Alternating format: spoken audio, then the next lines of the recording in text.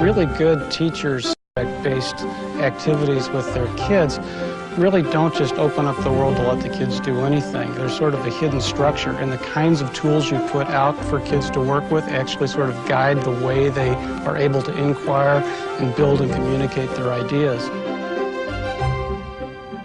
What we imagine for the future is sort of a workspace or desktop where teachers can just choose all the different tools they want, drop them into place, go to work, and the software takes care of all of the integrations. The kinds of tools we're looking at and developing are ones that allow you to create learning environments, do your own publishing, build things that are in fact are useful not only at the moment, but can potentially be useful to the colleagues in your district and beyond.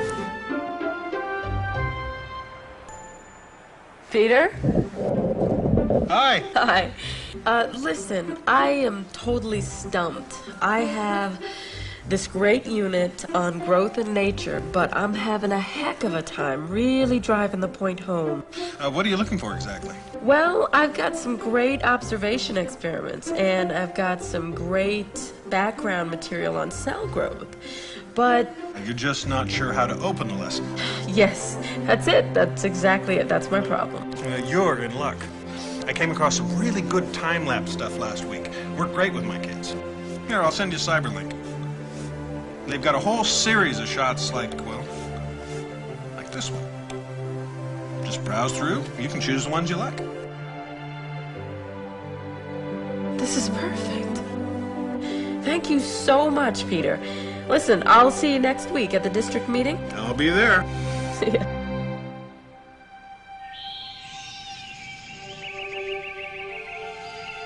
The real world's full of all kinds of sounds and actions and colors that really turn kids on. That's what really drives curiosity.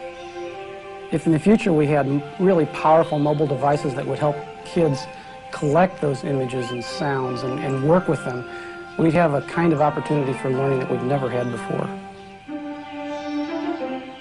The real power of these technologies is that kids would have the opportunity to connect to other sources of information, to ask questions, to compare and contrast, to analyze right there at the moment of discovery.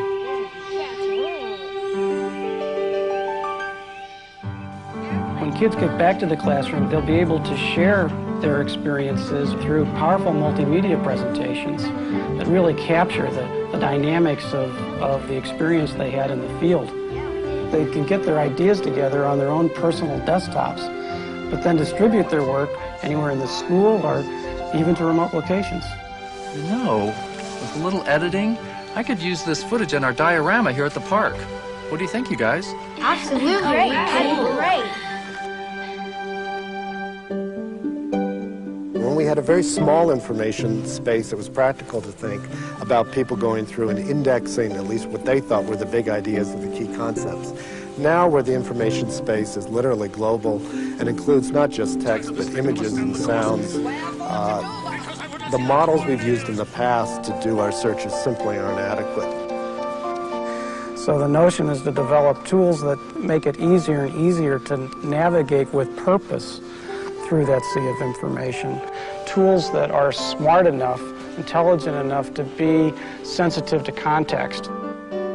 There's work being done with intelligent agents that look at the kind of materials that you find and personally value, analyzing them, and then going off, sometimes for hours and hours at a time, paring down the thousands of potentially relevant pieces of information to the few high-quality ones that you really want to spend your time on.